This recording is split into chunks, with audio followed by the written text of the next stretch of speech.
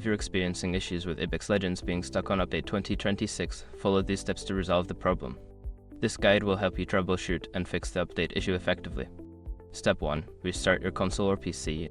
Begin by completely restarting your gaming device. This can clear temporary glitches that may be causing the update to get stuck. Step 2. Check your internet connection. Ensure that your internet connection is stable and working properly.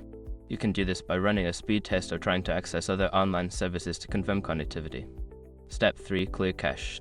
For consoles, power off the device and unplug it for a few minutes to clear the cache.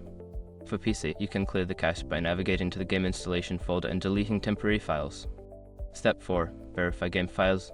If you're on PC, use the game launcher Origin, Steam, or EA Desktop to verify the integrity of the game files. This process will check for any corrupted files and replace them as needed. Step 5. Reinstall the game. If none of the previous steps work, consider uninstalling and then reinstalling Apex Legends.